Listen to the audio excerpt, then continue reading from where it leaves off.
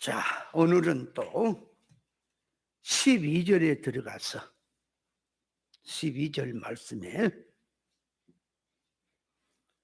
무릇 육체의 모양을 내려 하는 자들이 억지로 너희로 할례를 받게 하는 것은 저희가 그리스도의 십자가를 인하여 핍박을 받지 않으려고 한다고 하고 있습니다.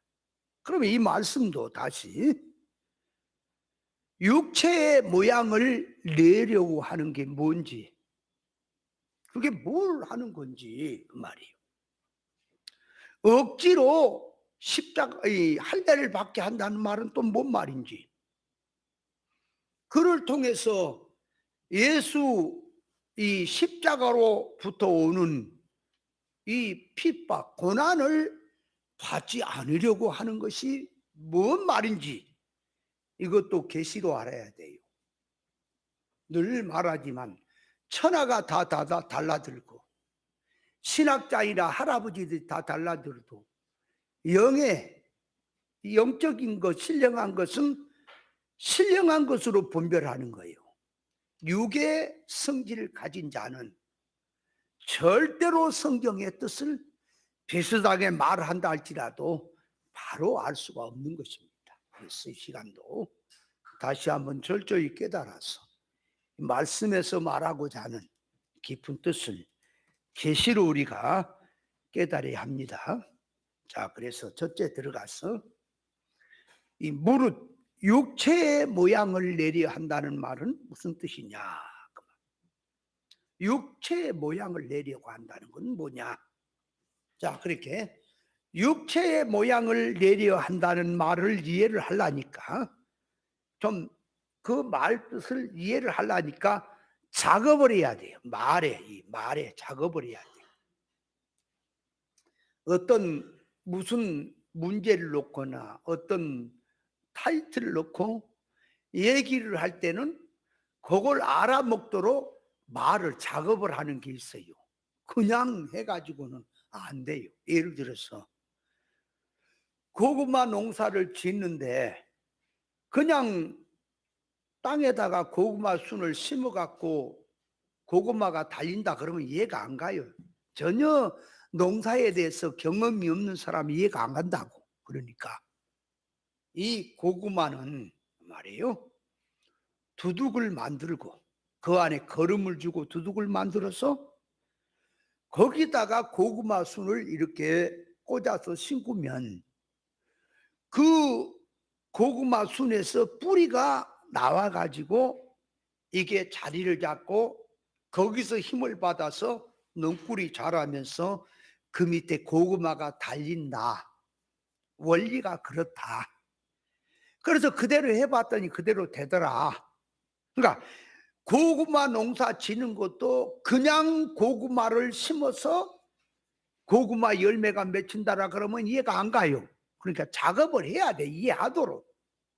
세상 이치도 그렇습니다.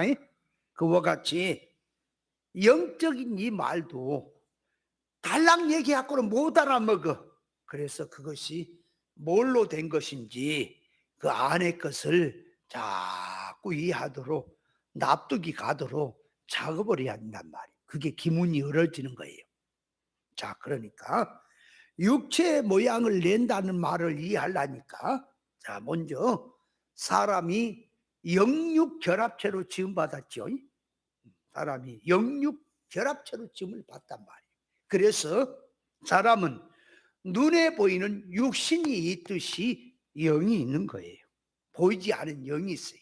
그러면 사람이, 자, 영과 육을 놓고 볼 때에 자기란 자기에서 메인된 자기, 주격된 자기가 누구냐? 그렇게 영이에요. 육은 소유격이다 그래요.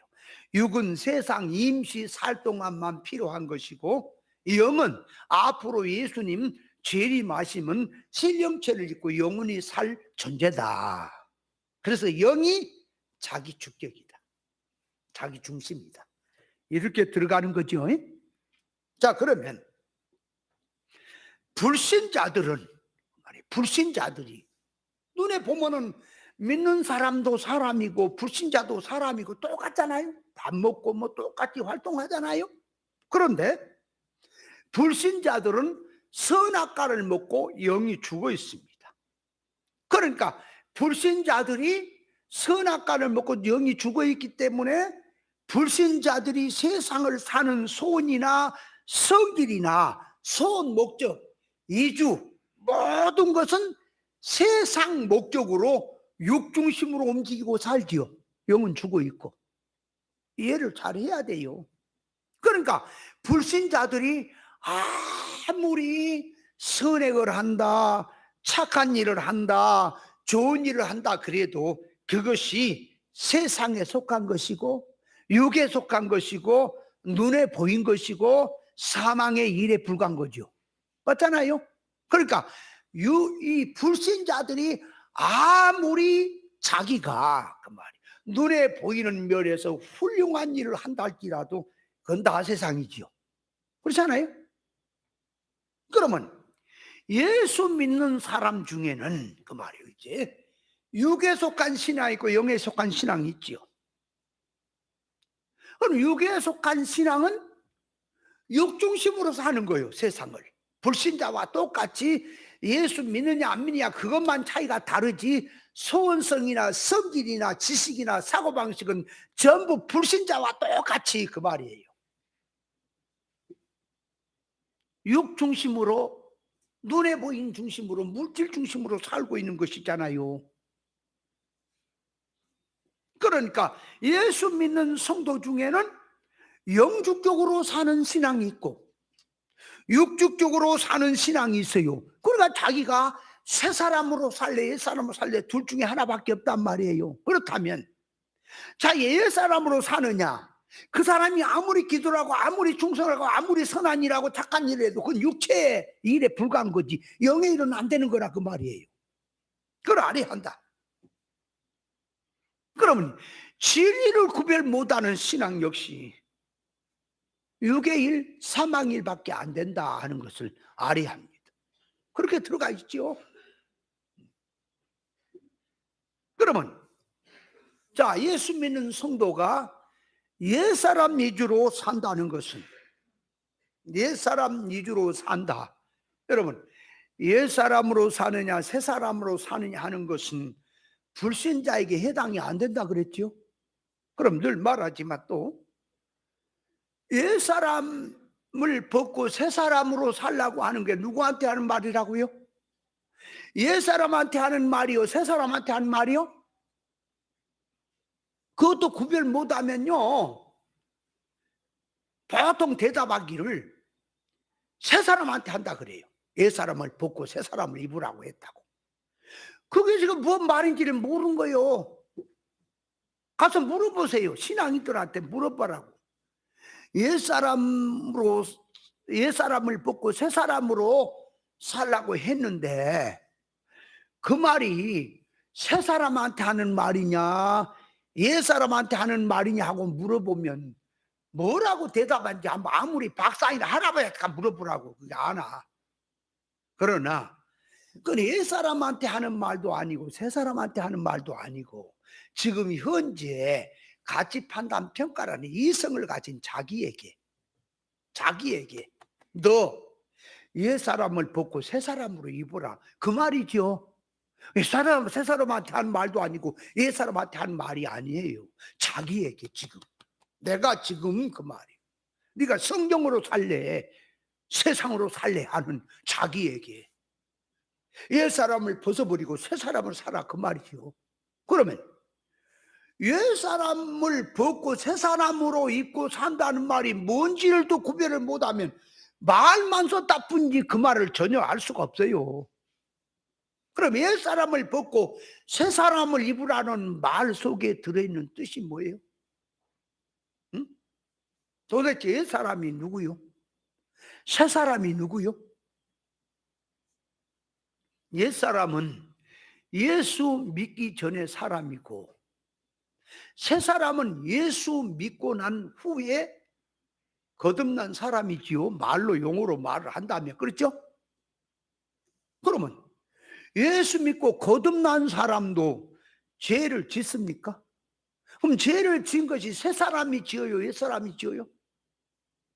아니, 새 사람 성으로 사는데 뭔 죄를 지어요? 성령에 붙들려 사는데 무슨 죄를 지어요?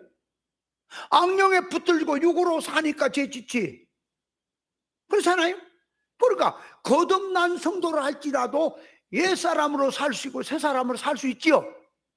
그래서 구별해야 되는 거예요. 새 사람으로 사는 것이 뭔지, 옛 사람으로 사는 것이 뭔지를 철저히 구별해야 되는 거예요. 말로 해보면 들었기 때문에 옛사람 새사람 뭐 기도는 하고 말은 하겠지. 사실적으로 속으로 들어가서 옛사람이 누구냐 새사람이 누구냐가 뭐냐 그 말이에요. 또 머리적으로 지식적으로 안다고 할지라도 자기 속성이 그렇게 돼 있냐 그 말이에요. 문제는 철저히 깨달아야 되는 거예요. 그러면 자, 이제 구별을 좀 해봅시다. 옛사람 새사람 할 때는 믿지 않는 사람 상태가 옛사람, 믿는 성도가 거듭난 성도가 새사람, 그렇게 1차적으로 구별을 하고, 자, 두 번째로 들어옵니다. 자, 예수 믿는 사람을 놓고 말하는 거, 안 믿는 사람 떼어내버리고, 믿는 사람도 그 말이에요. 육에 속한 신앙이 있고 영에 속한 신앙이 있습니까? 믿는 사람 가운데 있어요. 그러니까 육에 속한 신앙이 옛 사람이야. 그죠? 영에 속한 신앙이 그게 새 사람이죠. 그렇잖아. 그렇게 구별을 해야 돼요. 그러면 자기가 신앙생활 하는데 진리를 모르고 신앙생활 한 사람 어디 붙어 있어요? 얼른. 진리를 구별할 줄 모르는 신앙은 어디 붙어 있을까요? 새 사람 쪽에 있을까요? 옛 사람 쪽에 있을까요? 옛 사람 쪽에 있는 거지. 그런데 깨닫지 못하면 자기가 새 사람이라 그러지. 새 사람이 뭔지도 모르고 새 사람이라고 할 거 아니냐 그 말이에요. 안 그래요? 여러분, 새 노래는 누가 불러요? 방언으로 뭐 찬송하는 것이 그 새 노래예요? 방언으로 알라 말라 하고 노래를 부르는 게 그게 지금 새 노래예요. 그 미친 노래지. 여러분, 성경이 말하는 방언은 정확한 말인 거예요. 뭐 일일이 날라리 개나리 보따리 그런 얘기가 아니에요. 그거는 어렸을 때 아무것도 모르니까 하나님께서 실상이 있다 하는 것을 알려주려고 그 한번 얘기한 건데, 그걸 갖다가 방언이라고 일일이 날라리면 니는 미나리 내는 미나리 개나리 보따리 뭐 큰 보따리 작은 보따리 그러고 있는 게 그게 방언 기도입니까? 미친 소리지. 뭔 말인지도 모르고. 성령이 그 정신없는 말을 하라고 한 거예요? 방언은 영의 말이에요. 영의 말이에요. 그러니까 인간의 말로 얘기를 했어요. 우리 말로 말을 해도 뜻이 영의 뜻을 머금고 말하기 때문에 영에 속한 말이 방언이라고 말해요. 인간들 눈에는, 인간 귀에는 그게 방언으로 들리는 거예요. 쉽게 말하면 미국 사람이 영어를 합니다. 우리나라 사람은 우리나라 말을 합니다. 그러면 우리나라 사람이 말을 하는데, 정확한 말을 하는데 미국 사람은 우리나라 말을 모르면 그들에게는 우리나라 말이 방언이 되지요. 방언이라는 말은 그렇게 들어가는 거죠. 그러면 성경에서 성령으로 말미암아 말하는 것이 그게 영의 말이지 육의 말입니까? 진리의 말이지 비진리의 말입니까? 천국에 속한 말이지 땅에 속한 복음의 말은 아니잖아.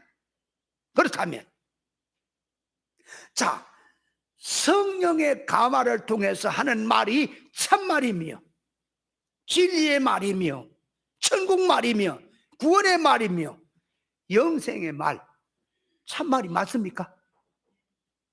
그런데 인간이 그 말귀를 못 알아먹으니까 방언이 된다 그 말이에요. 그러니까 그게 방언이란 말은 영의 말이다, 천국 말이다, 구원의 말이다, 실상의 말이다. 그래서 예수님께서 내가 진실로 진실로 너에게 이르노니 하는 그 진실로란 말이 그게 참말이란 말이에요.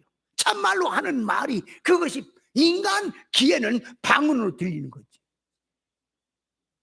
그래서 예수님이 지금 하늘나라 오셔서 하늘나라 개념을 가지고 인간의 용어 문자 말을 들어서 천국 말을 하고 있으니 인간기가 할례를 받지 못했기 때문에 전혀 그 말귀를 못 알아먹고 있으니 그들에게 방언이 되는 말다 그 말이에요.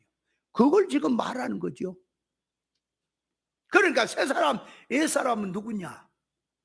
믿는 사람 가운데 영에 속한 신앙이 새 사람이고 육에 속한 신앙이 옛 사람이라 그렇게 구별을 하니까 진리를 구별 못하는 사람은 그 사람은 새 사람 쪽으로 오는 게 아니라 다 옛 사람이다. 왜 옛 사람인지 아세요? 깨닫지 못하고 기도하는 것이 육에 속한 기도요. 깨닫지 못하고 충성봉사하는 것이 세상의 것이요. 그래서 우리가 깨닫고 보니까 진리를 깨닫고 보니까 과거에 기도하던 거, 과거에 진리를 모르고 충성봉사하던 것이 어리석구나. 아이고 내가 밀어냈구나. 알지 못해서 어리석게 살았구나. 그게 실감이 나죠? 깨닫지 못하면 그것도 모르는 거예요. 그래서 성장이라는 말은 깨달아서 자꾸 영의 것으로 올라가는 거죠. 깨닫지 못하면 그게 구별이 안 된다니까. 그러니까 옛사람 새사람 말을 할 때에 자, 그 옛사람은 불신자다, 새사람은 믿는 자다 그렇게 말하는 것은 그냥 일반 교회에서 하는 말이고 이제 진리로 들어와서 구별을 하면 그거야 놔두고, 그 틀렸단 말이 아니라 맞아요. 그것도 그러나 그 놔두고 좀 더 들어와서 진리의 사람, 진리 생명 노선으로 가는 자가 새 사람, 세상 넓은 길로 가는 자가 사막길로 가는 자가 옛 사람이잖아요. 안 그래요? 그래서 진리의 신앙이 새 사람에 가는 길, 비진리 땅의 복음으로 가는 자가 옛 사람 가는 거 맞아요? 그걸 그렇게 구별되는 거예요. 그러면 이제 두 번째로 와서는 또 누구는 뛰어버린 게 세 번째로 들어옵니다. 두 번째 이치를 깨달아 세 번째 들어와. 세 번째 이치 들어오니까 두 번째 육에 속한 자도 띄어내버려야 됩니다. 비진리도 거기 해당이 안 돼. 띄어내버리고 영에 속한 자, 진리 생명로스로 가는 자기를 놓고 자기가 항상 사건마다 어제 내가 새 사람으로 살았더라도 오늘 또 사건에서 옛 사람으로 살 수 있습니까? 그렇게 들어가는 거예요. 그래서 항상 깨어있으란 말이 내가 옛 사람 끄떡하면 세상 쪽으로 가요. 내 마음이 끄떡하면은 육으로 간단 말이에요. 그래서 그것을 말씀으로 붙들려서 자꾸 바깥으로 나가는 나를 붙들고 진리로 붙들고 와서 하나님의 의사에 앉혀놓는 것이 그것이 새 사람입니다. 그러므로 옛 사람을 벗고 새 사람을 입으란 말은 나게 하는 말로서 어제의 신앙은 놔두고 오늘 내가 자 천국이 좋아서 진리를 붙들면 내 마음이 그 말이에요. 천국이 좋아서 진리를 붙들면 영혼을 생각하게 되고 천국을 염려하게 되고 자타의 구원을 염려하는 마음이 되어졌어. 내 속을 보니 다른 사람 속을 보니 믿음이 없구나, 하나님의 속성품이 없구나, 타락성으로 찌들었구나를 알게 되니 회개가 나와요. 잘한다 못한다 그것보다도 자기의 영적 상태가 환하게 보이니 어찌할 거가 나온다 그 말이에요. 베드로와 제자들의 설교를 듣고는 어찌할 거 하고 나오는 사람도 있지요. 바울은 다 버렸습니다. 배설물로 다 버렸습니다. 믿음으로 간다고 하는데 로마서 7장에 보면은 오라 나는 공고한 자로 또 나옵니까? 항상 자기와 싸웠어. 현실에서 내 지금 기준 판단 가치관을 가지고 네가 무슨 속성으로 살래? 그 말. 뭘 붙들고 살래? 세상을 붙들면 옛 사람입니다. 천국을 붙들어야 돼. 영의 생각과 육의 생각이 있으니 순간의 육의 생각으로 치우치면 옛사람이 되는 거요. 그래서 항상 깨어서 영의 생각으로 사는 자기가 새 사람으로 사는 겁니다. 이해돼요? 더 얘기 안 해도 알지요. 이 수도 없이 들었어. 그런데 옛사람 새 사람을 진리 구별이 안 된다 할 것 같아요. 천만의 말씀 만만의 공덕이야. 그래서 옛사람으로 사는 것은 육으로 사는 것, 새 사람으로 사는 것은 영으로 사는 것. 옛사람으로 사는 것은 세상 목적으로 사는 것, 예수 믿어도. 새 사람으로 사는 것은 천국 구원을 위해서, 영생을 위해서 사는 것이 새 사람으로 사는 것이다. 그걸 알아야 합니다. 자, 그래서 사람이 예수 믿는 성도가 선악과 지식인지 생명과 지식인지 구별을 못하고 자기의 소원성이 천국에 뿌리를 박았는지 세상에다 뿌리를 박았는지를 모르고 현실 세상에서 눈에 보인 것, 물질 세상의 것이 잘 되고 성공되는 것을 좋아하고 그쪽으로 가는 것이 그것이 옛사람이에요. 그러니까 자기의 신앙하는 사고가 세상에다 두면 그런다 그 말이에요. 세상 것 잘 되고 육의 것 잘 되고 눈에 보인 것 잘 되는 것으로 간다 그 말이에요. 그러나 성도가 생명과 먹은 지식의 개념으로 천국 실상 나라에다 소망을 두게 되면 사건 현실에서 그 말이에요. 편안해지고 잘 되고 그쪽으로 가는 게 아니라 하나님의 성품을 입느냐 못 입느냐, 하나님을 떠나느냐 내가 하나님을 붙드느냐, 거기에다가 성품 믿기를 바라는 쪽으로 들어가는 겁니다.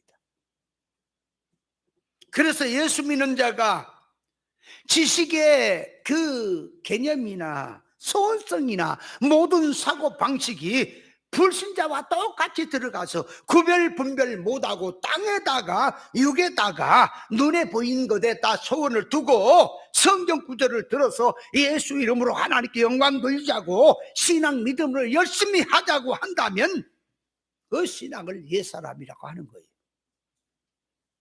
그래서 그렇게 두려워요.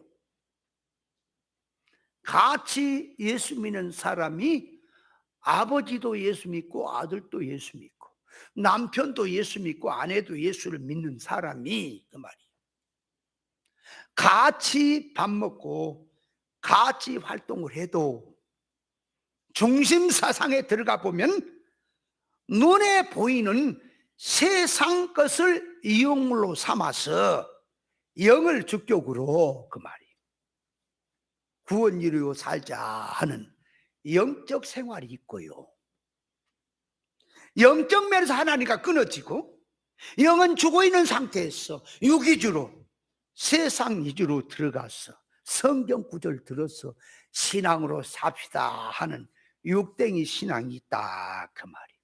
그러므로 자기가 예수 믿는 자기가 활동을 보면 똑같아요. 신앙생활 누구는 목사님들이 설교를 하는데 누구는 명심보감 펴놓고 설교해요. 다 성경 갖고 설교하지. 누구는 만화책 펴놓고 설교하냐고. 불교에 8만 대정경 펴놓고 설교해요. 다 성경 구절을 가지고 설교하지. 그런데 그 지식이 무슨 지식의 개념을 가지고 설교를 하는지, 소원성이 무슨 성질로 들어가서 하는지 구별해야 된다 그 말이에요. 자기란 자기의 신앙도 자기 성질이 뭘로 지금 내가 소원을 갖고 있고 애를 쓰고 있는지를 구별해야 된다 그 말이에요. 그 사람은 육모가 있어요. 육모, 육신의 모양이 있단 말이에요.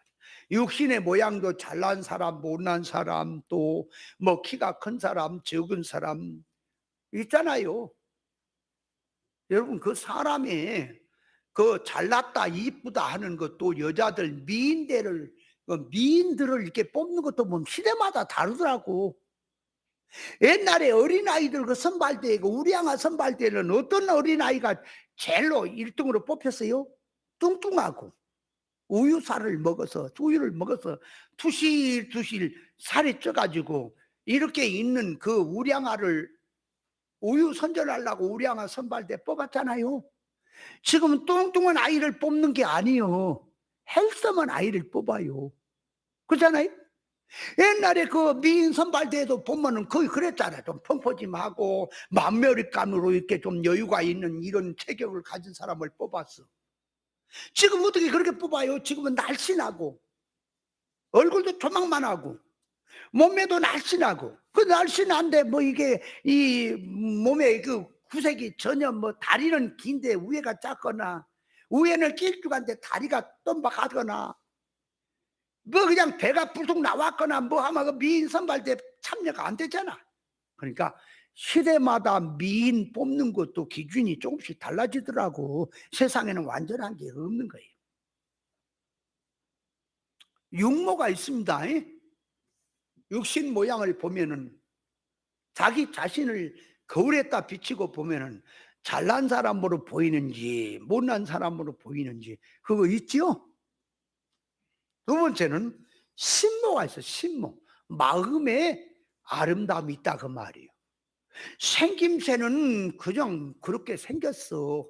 호박밭에 명찰 달고 가지 않으면 구분이 안 가도록 생겨도 여기에 뚝배기보다 장마치더라고. 사람이 생김새는 그렇게 생겼어도 마음 씀씀이 아름다운 사람 있습니까? 예? 그래서 커피 선전에 그랬나 뭐 그랬나 나는 마음이 따뜻한 사람하고 한잔하고 싶다 그랬나 어쨌나. 그러니까 육신의 모양보다 마음의 모양이 아름다움이 더 귀한 거지요. 그죠? 그 다음에 세 번째는 영모가 있어요. 영모. 영적인 미모성이 있다 그 말이에요. 그러면 영적으로 아름다운 사람, 영적 미모를 가진 사람은 누구냐? 어떤 사람이냐? 그러니까 영적으로 아름다운 사람은 이 세상에서도 이쁘다 하는 거 사람들의 그 기준이 있잖아요. 어떤 사람을 놓고 이쁘다고 하는지. 저는요, 아무리 얼굴이 이쁘게 보여도요, 일반적입니다. 가수들이고 탤런트고 하는 사람들이 하는 짓이 그 말이야. 하는 짓이 이 사람이 아니무이다 그러면 나는 그 개같이 봐버려. 그냥 가치 없이 봐버려. 그러니까 나훈아 씨라고 하는 분이 내 또 유튜브를 들어갖고 성질 날지는 모르겠지만 그 사람 성질 나고 또 바지 벗고 나올지 몰라 나한테. 못해 그 성질머리가 그. 노래 아니라 할아버지가 아무리 잘 불러도 그 성질이 깊다고 그 얘도 아니고 그. 못해요 그거. 그래서 난 나훈아 씨 노래 안 불러 안 들어. 개같이 여겨버려 내가 그냥. 나오라고 이제 바지 벗고 올 참이라니까 이 소리 들으면 내 마음이 그렇다고 말이 냅둬요. 내 자유대로 살게. 내가 그렇다고 말이요. 내가 그런데 어쩌다는 거예요. 나는 뭘 보냐? 마음 씀씀이를 봐요. 그래서 그 송대관 씨라고 하는 분 있잖아. 그죠? 그분이 그 부인이 그냥 엄청나게 빚을 져가지고 망하게 되는데 그 부인하고 이혼하지 아니하고 그 어려움을 같이 겪어 나오면서 빚을 다 갚아간다고는 그걸 보니까 참 송대관 씨가 마음이 가 내가 야 일반이요 그 일반이지만 그래도 마음이 가더라고요. 물론 사람은 10번도 바뀌는 거요.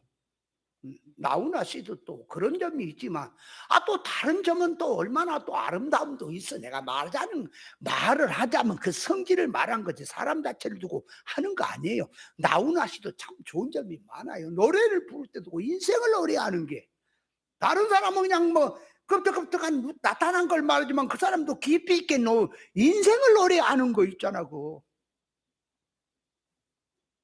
그 나훈아 씨가 부른 노래 보니까 살다 보면 알게 돼. 뭐지 그 이름 제목이? 장 목사 이거 노래 뭐예요 그게? 공인가? 공.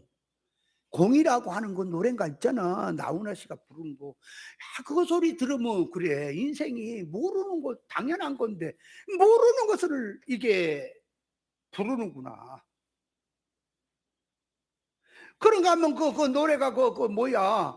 이 철학자 소크라테스를 부르는 노래 있잖아. 테스 형 아는 게 소크라테스 부르는 거래. 먼저 선배니까 테스 형이라고 붙여놓고는 인생이 왜 이래? 당신이 인생은 너 자신을 알라고 툭 한마디 던지고 가는데 그 소리를 안 한 게 낫지 해놓고 하니까 더 헷갈려 죽겠어. 당신이 먼저 가본 세상에 진짜 천국이 있더냐 뭐 이런 소리 했었고 하는데 가만히 보니까 그래도 인간을 생각하게 한 노래구나. 그런 것도 좋은 거예요. 또 그런 노래는 또 내가 들어요. 나훈아 씨 노래는 안 들어도 또 그 노래는 들어요. 그럼 뭔 말이죠?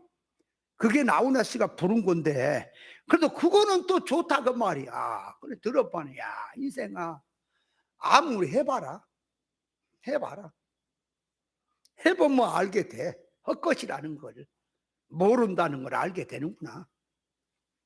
그러니까 제가 어떤 사람을 놓고 말을 하는 게 공격하자는 게 아니라 그 성질을 싫어한다 하는 얘기를 하는 거지. 아 사람에 다 장단점이 있잖아요. 그 나훈아 씨 그 사람 또 보면 굉장히 지혜가 있어.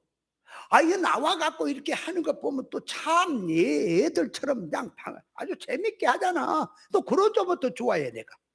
그러니까 나훈아 씨를 내가 좋아했다 안 좋아했다 그래요. 어째 그래요? 지금 뭔 말을 하는지 그죠? 그래서 영적 면에서 사람을 아름답게 꾸몄냐 하는 것은 육신은 멀쩡하고 마음도 착한데 영적 면에 병든 거 있습니까? 영적 면에 아주 개팍한 거 있어요. 영적 면에서 아주 교만한 게 있습니까? 모르면 옳은 얘기하면 들을 줄 알아야 되겠는데 말도 안 되는 거 가지고 빡빡 이기고 자기 고집 세우는 거 영적 눈을 떠보면 아주 개팍한 사람이고 못된 사람이라 그 말이에요. 영적 면의 심성이 아름다운 사람이 있다. 영적 면에 그러면 심성이 아름다운 사람이 누구냐? 그래서 베드로 전서 3장 3절 이하에 보면은 너희의 단장은 머리를 꾸미고 금을 차고 아름다운 옷을 입는 외모로 하지 말고 오직 마음에 숨은 사람을 온유하고 안전한 심령에 썩지 아니할 것으로 하라. 이런 하나님 앞에 값진 것이니라 그랬거든.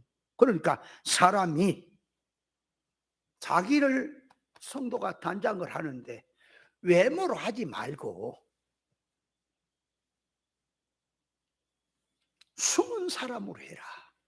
그래서 말세가 되면 경건의 모양은 있으나 경건의 능력이 없는 시대라 그랬죠. 경건의 모양이 뭐죠? 예배 드리는 모습, 찬송 드리는 모습, 충성하는 모습, 눈에 보이는 활동에 선행을 한다는 모습들은 있지요, 교회가. 그럼 그렇게 말하는 속에는 그 안에는 경건의 능력이 있어야 된다. 능력은 하나님의 속 성품을 입는 거예요.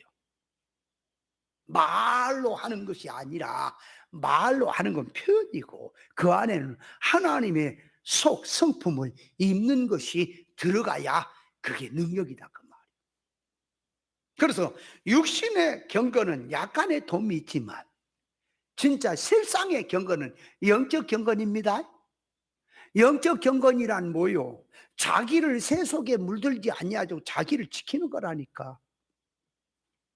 그래서 마태복음 22장 1절 이하에 보면은 천국을 비유로 주님이 들었어. 어떤 임금이 아들을 위해서 잔치를 베풀었어요. 혼인 잔치를 베풀었습니다. 그래서 많은 손님을 불러오라 그랬더니 다 핑계를 대기를 뭐 나는 소를 샀으니까 나는 뭐 장가를 갔으니까 핑계를 대고 다 안 옵니다. 그리고 또 어떤 종을 보냈더니 종을 죽여버리고 그랬습니다. 그래서 임금이 그 종을 죽이는 마을을 가서 싹 군대를 보내서 불살라버리고 이제 가서 사거리로 가서 모든 사람을 초청해 와라. 그래서 초청에 왔어요. 그래서 이제 잔치집에 손님이 가득히 차서 이 임금이 손님들을 보려고 왔어요. 왔더니 어떤 한 사람이 애복을 입지 않고 있었습니까? 그래서 너 어찌해서 애복을 입지 않으냐? 그 사람이 입이 있어도 말을 못하죠? 네, 아니까 거기는 변명이 통하지 않은 세계예요. 다 알아요, 다 알아. 그 세계가 환하게 드러난 세계라 어떤 말도 안 돼요. 그러니까 입이 있어도 말을 못해. 말을 못한 게 뭐예요? 몰라서 말 못한 것도 있지만 훤하게 답이 있고 자기 삶이 드러나기 때문에 말해봐야 소용없이 말을 못하는 거죠. 그래서 저는 잡아서 저 어둠에 바깥에 어둠에 집어 던져라. 거기서 슬피 울며 이를 갈미시라 그랬죠. 그러면 주님이 하는 말씀이 청함을 입은 자는 많되 택함을 입은 자가 적다 그랬는데, 거기서 청함을 입은 자는 기본구원 차원에서 교회 예수 믿는 성도들 다 하나님 앞에 초청받은 사람을 말하는 거예요. 그 택함을 입었단 말은 천국 가도록 택함을 입었다 그게 아니라, 택함이란 말은 그 말이에요. 애복을 입은 사람을 말하는 거예요. 애복 입지 않는 사람은 청함은 받았지만 택함이 안 돼. 애복을 입은 사람이 그게 택함을 입었다. 특별하게 바로 너는 우등생이다, 너는 합격이다 하면서 택했다 그 말이에요. 그런 의미가 들어가죠. 그러면 그 옷을 입지 않았단 말이 뭐냐 그 말이에요. 그게 다 비유를 들고 영적인 뜻을 말하는 거예요. 옷을 입지 않았단 말은 사람이 옷을 입는 게 물질의 옷 입는 게 있고요, 또 도덕성 지식의 옷을 입는 게 있고요, 그 다음에 영적인 하나님의 성품의 옷을 입는 게 있는 거예요. 그래서 성도가 입어야 될 옷은 지금 이 옷 얘기하는 거 아니에요. 지금 기문이 열려져란 말이에요. 영적인 옷을 말해요. 진리의 인격의 옷 그 말이에요. 진리 인격의 옷은 예수 그리스도의 사제층이 생명으로 구원받은 성도가 그 기본 옷 입었잖아, 그죠? 진리를 붙들고 사건 현실 가운데서 믿음으로 그 모든 것을 통과를 시키면 하나님의 성품이 입혀집니다. 하나님의 성품이 입혀진다는 말도 또 이해를 잘해야 되는데 참 말을 못해. 하나님의 지혜 지식이 입혀지고, 하나님의 도덕성에서 선 사랑 거룩 진실로 입혀지고, 하나님의 능력성에서 의와 주권으로 입혀지는 것이 하나님의 성품으로 입혀진 거예요. 그러면 자, 그걸 들고 하나님의 성품을 입었나 안 입었나 보자. 그러니까 옷을 안 입었으면 부끄럽습니다. 옷을 입으면 떳떳한 거예요. 영광스러운 거예요. 보호가 되고. 그러면 자, 사건을 만납니다. 사건을 만나면 사건을 판단하는 지식이 있고 구별하는 지식이 있고, 내가 그 속성으로 무장이 되어 있으면 사건을 헤쳐나갑니까? 믿음으로.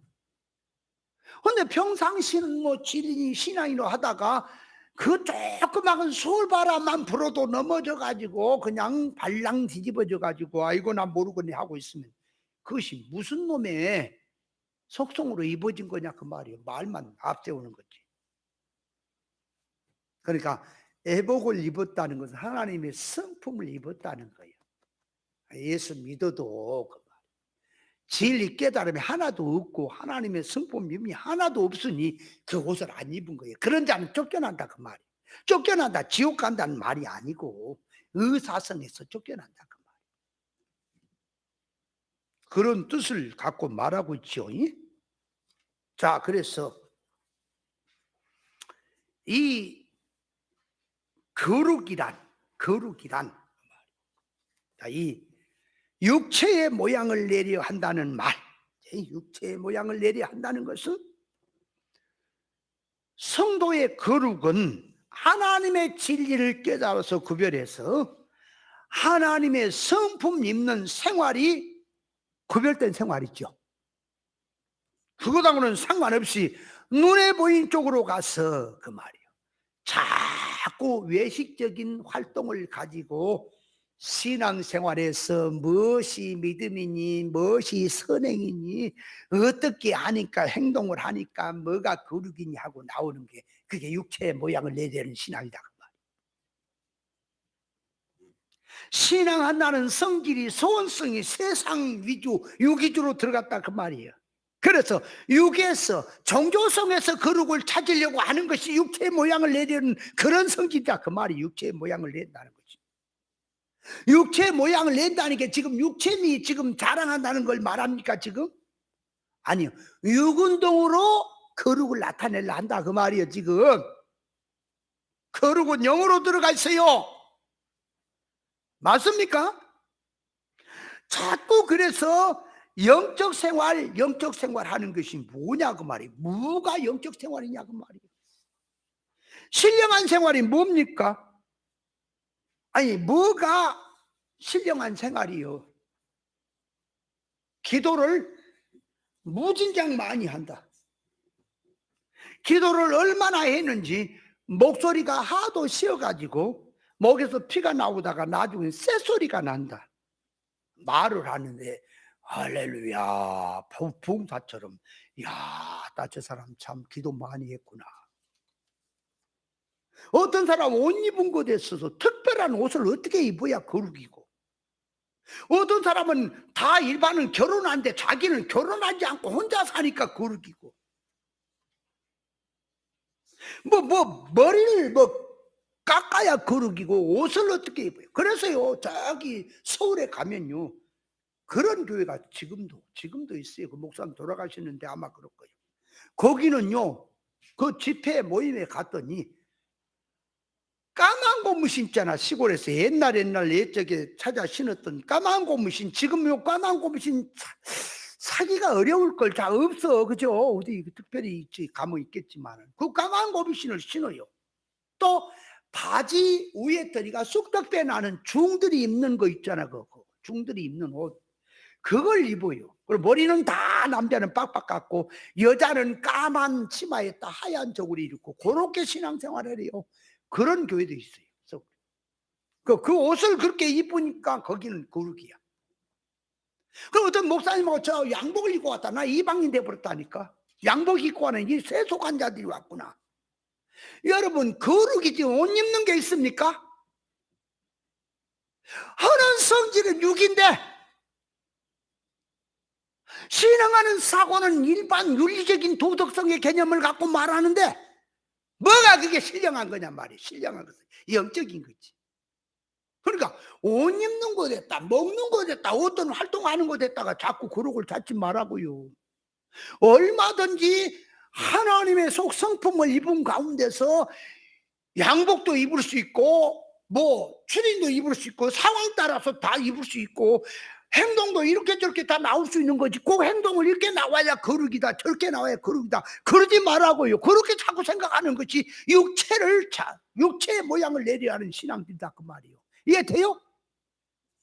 육체의 모양을 내려고 하는 것 왜 이렇게 어렵냐? 예수님은 그러니까 예루살렘 성전을 보고 제자들은 자랑을 하잖아요. 훌륭한 성전이라고. 예수님 뭐라 그래요? 저 성전 돌 하나 돌에 남자 다 무너진다. 뭘 본 거예요? 예수님은 제자들은 껍데기 화려한 걸 보죠. 예수님은 속을 보죠. 오늘날 또 신앙을 보세요. 겉으로 보면 거룩이고 겉으로 보면 부흥이고 겉으로 보면 뭐가 하자가 있습니까? 잘못한 게 뭐 있습니까? 영적으로 보세요. 그 교회가 부흥됐느냐 훌륭하느냐 액세서리 얼마나 달았냐 지금 그것이 문제가 아니라 그 목사님의 메시지가 세상 땅의 복음을 전하고 있으면 그건 판친 거예요. 이유는 없어. 들어볼 것도 없어. 땅의 복음 구별하지 못하고 땅의 복음을 전하고 있으면 그 교회는 이게 돌 하나 도 남지 않고 다 무너질 거예요. 그거 영적 면을 보란 말이에요. 바리새인 서기관들이 외식자들이 얼마나 겉으로 보면 해칠한 무덤 같아요. 그죠? 속을 보면 더럽다 그랬지. 그러니까 거룩을 활동해서 찾지 마라. 속성에서 찾아라. 아멘. 육체의 모양을 내려는 것이 그거다. 말세가 되면 될수록.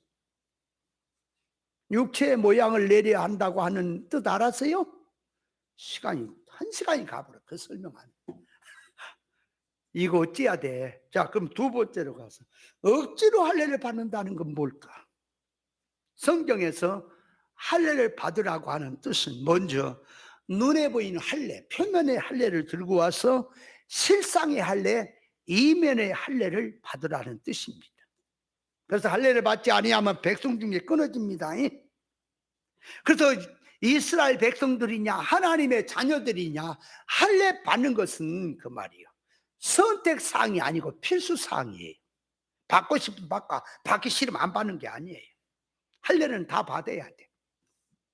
그럼 할례를 받아라고 하는 속에는 뭐가 있어요?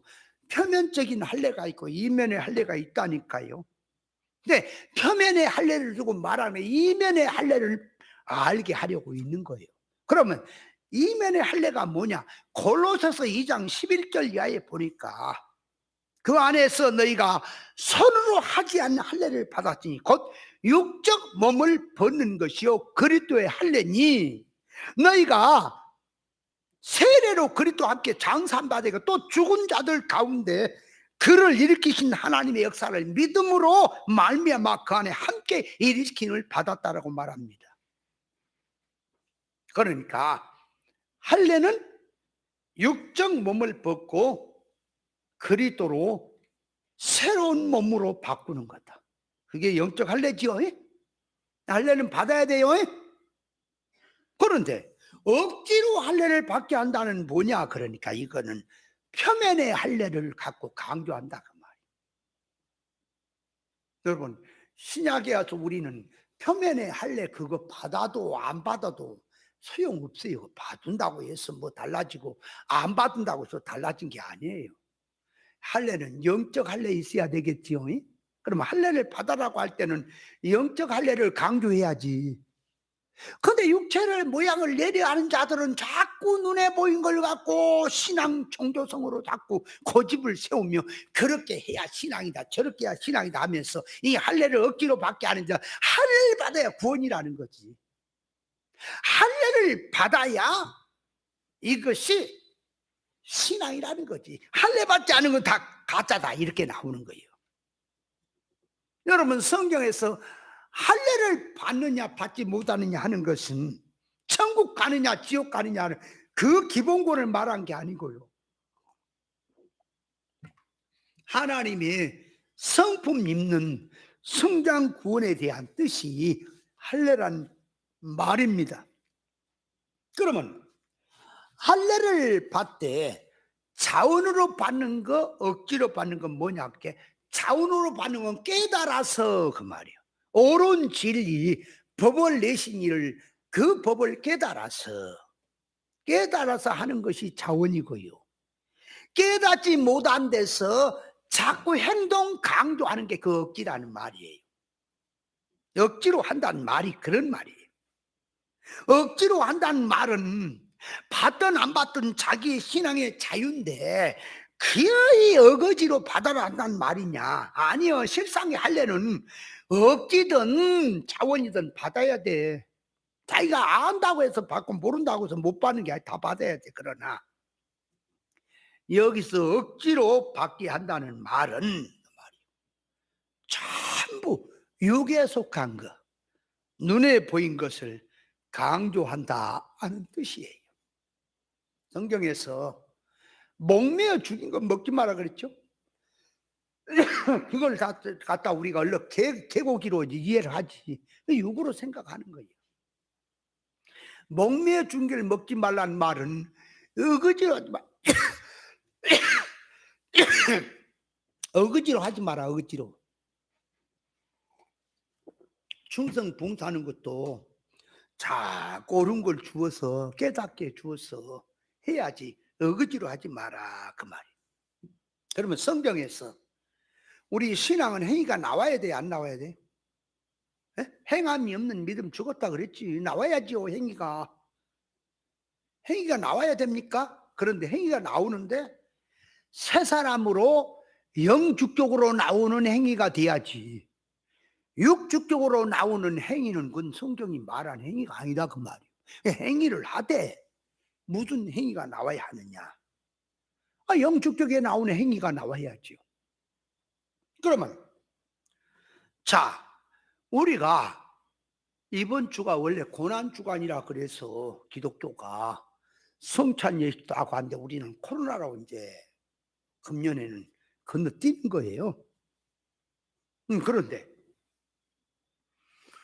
이 항상 고난주간이고 고난이고 부활주간이 어디 있어요? 항상 부활이지, 그렇죠? 그러나 그 말이에요. 영의 것을 중심으로 눈에 보인 것도 나타난 면에서 우리가 고난주간을 얘기한다, 부활주간을 얘기한다면 모든 신앙의 날마다 그것이 주의 날이며 날마다 그것이 부활이며 고난이지 뭔 특별한 날이 있느냐, 그렇게 이제 성질로 들어가겠죠. 그러나 고난주간도 있는 겁니까? 고난주간이라고 해서 육입니까? 그러니까 진리를 모르고 고난주간이라고 하는 건 육이요. 그러나 진리를 알고 부활주의를 지킨다, 고난주의를 지킨다고 하는 거 있을 수 있죠. 그걸 한다고 육이라 그러면 안 돼요? 잘 알아야 한다는 신앙이 뭘 영적으로 신령하지도 못하면서 영적 해버린다니까. 여러분, 나를 주의 날을 거룩히 지키지 못한 자가 다른 날을 그게 살 수 있어요? 말도 안 되는 얘기지. 주의 날을 거룩히 지키는 것이 그게 씨앗이에요, 씨앗. 그래서 다른 날도 거룩히 지키는 것이 들어가 있죠.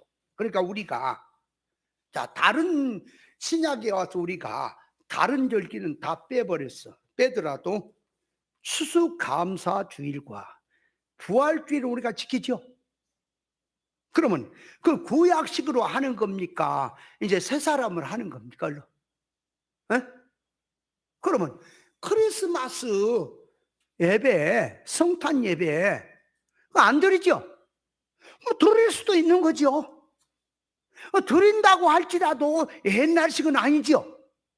자꾸 그러니까 그런 것들이야. 잘못하면 송구영신 예배를 드린다 뭐 이런 거, 송구스러운 예배를 드린 거 이런 것들을 잘못하면 그런 사상으로 매이기 때문에 그런 걸 빼는 거예요. 그러나 부활 사상은 항상 있는 것이고 그 주의를 특별히 또 정해서 우리가 지키면서 다시 한번 부활 사상으로 무장을 하자 하는 뜻에서 부활주의를 지키는 거예요. 1년 내내. 그래, 청교도들이 미국에 건너와서 초대 농사 지어가지고 하나님이 지켜준 것에 대한 추수 감사 예배 드렸지요. 구약에는 그것이 장막절로 지키는 걸로 들어가 있지요. 우리는 그런 식은 아니지요. 그러나 1년 동안 감사 생활하면서 신앙생활, 신앙 열매 얼마 맺혔는가, 감사하는가, 감사를 생각하면서 특별히 헌금도 하고 하나님께 감사하고 그렇게 들어가는 거거든. 근데 잘못하면요, 뭘 그런 것들은 애들이 하는 거지, 뭘 그런 거 날짜를 지키고 그런 거 하느냐, 뭘 별 신령하지도 못하면서 잘못하면 지식이 삐뚤어지고 그런다니까요. 그러므로 교회에서 이렇게 하자 저렇게 하자는 다 점검을 해서 영적으로 지금 놓고 하기 때문에 성도들이라면 따라야 되는 거예요. 그 말에 아멘. 언젠가도 11절 할 때 그 이름을 써갖고 내라 그때 그것이 시험 들어 교회 안 나온 사람도 있어요. 그런 거는 안 나온 게 좋아요. 그 못된 놈은 성질머리. 아니 11절 하나님께 드는데 이름 쓰면 어떻고 안 쓰면 어때요? 자기는 평생을 이름을 안 쓰고 무명으로 했는데 왜 이름 쓰냐고. 그건 네 고집이지. 진리를 들으면서 이렇게 하라면 이렇게 하고 저렇게 하라면 저렇게 해서 순종을 해야지. 그 자기 고집으로 할까? 그래, 그러면 그대로 하셔. 처음에 또 그랬더니 시험 들어서 내가 한번 잡아줬어. 정신 차리시오. 깨달으면 어느 정도 들어가면 또 이제는 바꿨거니 했더니 나중에 또 그 비슷한 얘기 한 마리 시험 들어. 야, 전화도 안 해요. 내 그런 거. 사람 안 되는 것은 그건 도락구로 와도 소용이 없어요. 그러니까 우리는 행동을 하는데 억지가 아닙니다. 깨달아서 하는 거예요. 해야 돼요. 안 하면 안 돼요. 행위가 나와야 된다. 자, 결론적으로 가서 세 번째. 억지로 할례를 받게 하는 자들은 그리스도의 십자가로 오는 핍박, 고난을 안 받으려고 면하려 하는 것이란 뜻을 알아야 합니다. 여러분, 그리스도의 십자가가 고난이란 말을 알아야 돼요. 일반 진리를 모르는 사람들은 세상 살아가는데 종교 생활하는데 자기 마음에 맞지 않은 사건, 어려움을 고난으로 생각을 합니다. 그건 네 고집이지. 고난이란 하나님 앞에 생각을 하니까 뭔 말이냐? 왜 십자가가 고난이냐? 그러니까 자, 죄화물로 죽었던 인간을 예수님이 어찌 우리 구원하려고 십자가 죽었지요? 십자가 죽었지요? 그러면 주님이 말씀하시기를 당신만 십자가를 지고 갔으니까 당신이 지는 십자가는 당신이 알아서 질 테니까 너희들은 너희가 져야 될 십자가 지고 나 따라오라 그랬지요? 십자가를 진다는 말이 뭐지요? 십자가에서는 죽고 사는 거예요. 십자가란 말은 죽고 산다 그 말이에요. 옛사람이 죽고 새사람으로 산다. 육으로 살던 것이 죽고 영으로 산다. 인본주의로 살던 것이 죽고 이제 신본주의로 산다. 불신으로 살던 걸 죽고 이제 신앙으로 산다 하는 뜻이 들어가 있어요. 그러니까 십자가란 고난은 옛사람 죽는 거기 때문에 고난이다 그 말이에요. 무슨 고통스러우냐 그거는 나중 얘기고, 십자가란 말 자체가 그 안에 자체가 옛사람으로 살던 자가 새사람으로 살라고 하니까 고통이다 그 말이, 고난이다 그 말이에요. 고난도 잘 알아야 돼요. 그래서 사람이 바꿔지고 사람이 만들어지면 고난이 아니에요. 고난이 아니라니까. 예수님이 뭐 십자가 지실 때 고난이라고 생각하고 지십니까? 예수님이 십자가 지시는 것이 그날 당신의 소원이 성취되는 거라 그랬죠? 그러니까 십자가라고 하는 말은 그 말, 죽고 사는 거예요. 그러니까 옛사람 성질 죽고 새사람으로 살아라 하는 게 십자가예요. 그러니까 고난이지요. 왜? 옛사람 쪽에서 보면 자기 죽어야 되니까 고난이잖아. 그래서 고난인 거예요. 그래서 이 십자가는 구원의 십자가인 거예요. 생고생하는 것이 십자가가 아니고, 예수 믿다가 대통 속새기는 자식 있으면 저놈이 내 십자가다. 그건 네 속새기는 거지. 그건 십자가가 아니다. 그런 게 아니다. 십자가라는 말을 거기다 붙이는 게 아니다. 네가 죽어야 될 십자가다. 여러분, 십자가에 달리면 어떻게 돼요? 손발도 못을 박았잖아. 그죠? 머리에도 가시멜로가는 썼잖아. 그 자기는 십자가에 달렸으니까 이제 죽은 거지. 꼼짝 못하지. 손도 발도 꼼짝 못하지 박았으니까. 그럼 이제 뭘로 살아야 돼요? 모세에게 네 발에 신을 벗어라. 벗어야지. 그 벗어라. 그러면 이제 새 신을 신고 이제 복음의 신앙, 새 사람으로 사는 거지. 이제 그건 죽었으니까. 안 그래요? 그러니까 고난이야, 고통이야.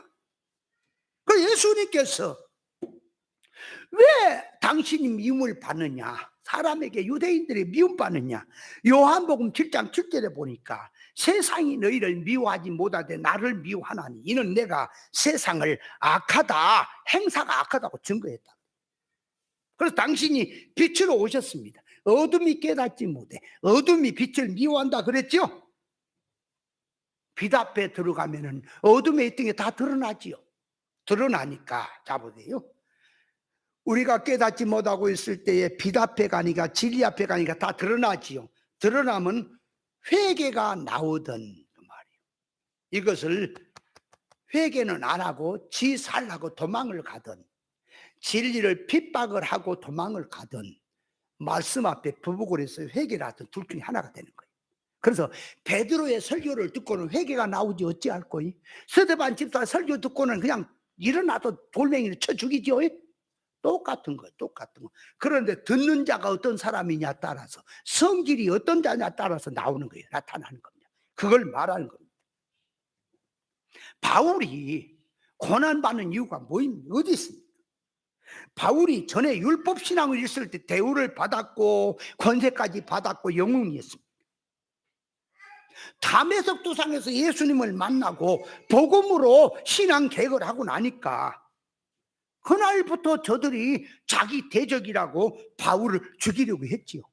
그래서 바울 사도가 갈라디아서 5장 그 뒤에 앞에 11절에 지금까지 내가 표면적인 할례를 고집하고 그런 신앙을 가졌더라면 누가 나를 무시하겠느냐.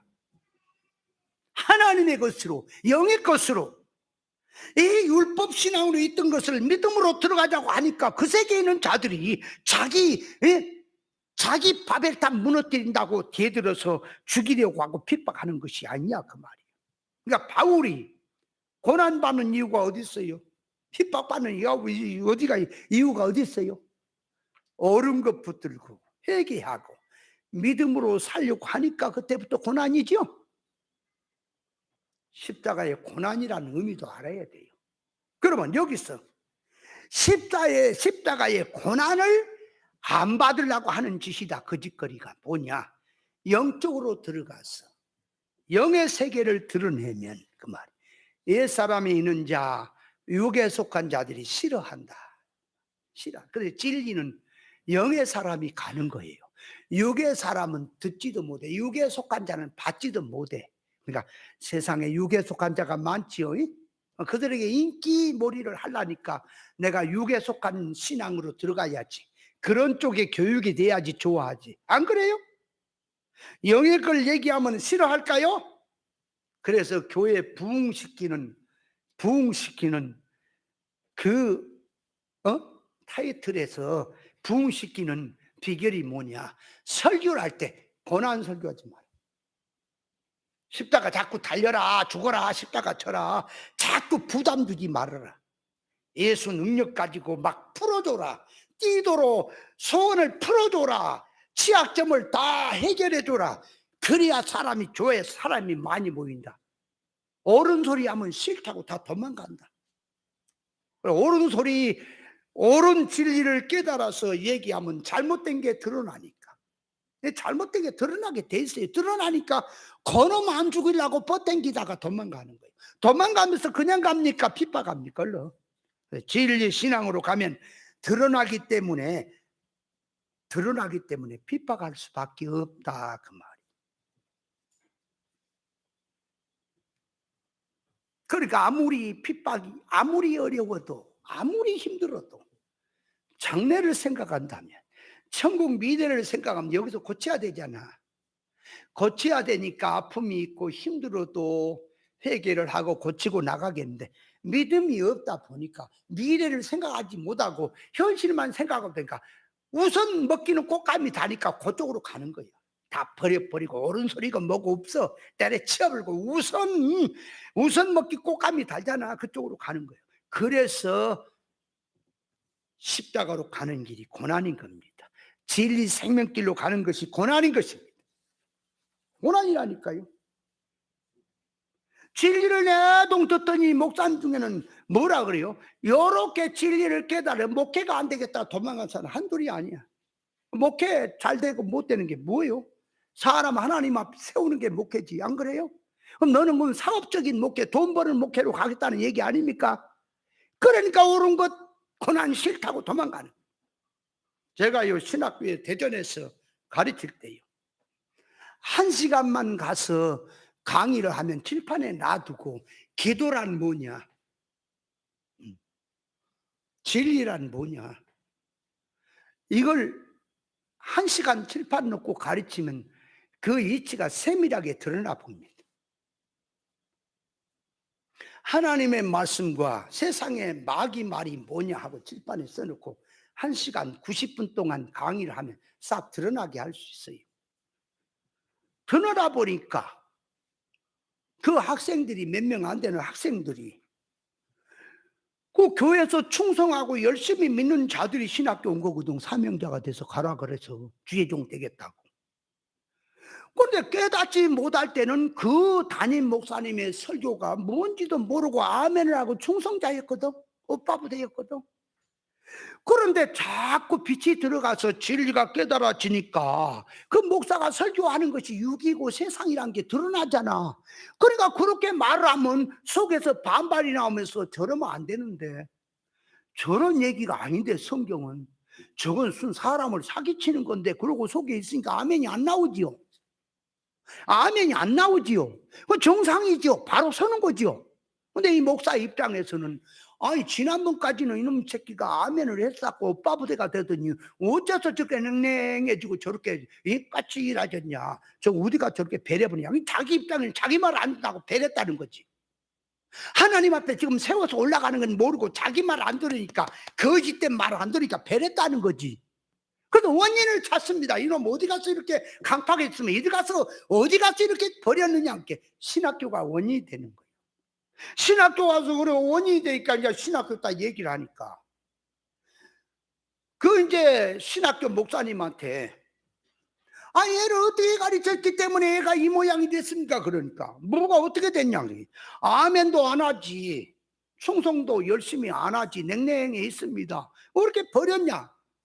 그러면 그게 버린 게 아니고 잘못된 그 바벨탑 무너뜨리고 바로 세우는 중입니다. 이래야 되겠는데, 그 목사 역시 신학교 학생들 모아갖고 많이 모아서 가르치려는 그 사상을 갖다 보니까 이게 원인이 어디 있냐, 게 나잖아. 내가 그렇게 가르쳤다 그 말이에요. 다른 목사들은 그렇게 구별해서 가르치지 않으니까 그런 게 안 드러나는데, 내가 그렇게 가르치니까 구별이 되잖아. 그러니까 아멘을 하니까 원인이 어디야? 나한테로 이제 오는 거지. 나 때문에 그랬다는 거지. 그 날더러 뭐라 그런다고? 강의 다음 신학교 때부터는 하지 마세요. 왜 그렇게 하는 거예요? 이유가 뭐 때문에 그래요? 학생들을 안 모일까 봐서, 다 데려갈까 봐서 그러는 거 아니야? 그 신학교 뭐로 해요 그러면? 내가 그래서 목사님 신학교 뭐 하려고 하는 겁니까? 나하고 약속할 때 사람 바로 세우자고 했지 않습니까? 하나님이 보낸 사람 보냅니다. 왜 자꾸 그 세상식으로 모아갖고 하려고 그럽니까? 그러려면 나 여기 안 나옵니다. 나 여기 관계 안 합니다. 끊어버린 거 아닙니까? 고난받지 아니하려고 그래요. 그게 다 짓거리가. 왜 좁은 길입니까? 여러분, 구별을 하면 힘들게 돼 있어. 왜 좁은 길이냐 그 말이에요. 잘 깨달아서 십자가 지고 가는 것은 자기 죽는 겁니다. 항상 어제도 죽었으면 오늘도 죽고 날마다 죽고 가는 건데, 죽기 싫었어. 자기 죽기 싫었어. 이 핑계 저 핑계 대면서 세상 것으로 키워서 적당하게 가려고 하는 게 십자가 고난 안 받으려고 하는 짓거리예요. 그러니까 육에 눈에 보이는 종교 활동으로 가는 것이 다 기분 좋잖아요. 그쪽으로 가는 것이 십자가 고난 받지 않으려고 하는 거다. 간단하게 말씀을 드렸는데 시간이 많이 갔습니다. 깨달았어요? 그리고 이 말씀 한번 다시 읽어봅니다. 자, 같이 12절 시작. 무릇 육체의 모양을 예리하는 자들이, 자 육체의 모양을 예리하는 자들 알았지요? 자 억지로 시작. 억지로 너희를 할례 받게 하면, 억지로 할례 받는 것도 알았어요? 자 그 다음에 시작. 저희가 그리스도의 십자가를 인하여 핍박을 면하려 하는 것이다. 그러니까 고난 안 받으려고 하는 짓거리다 그 말이에요. 그걸 잘 깨달아야 돼요.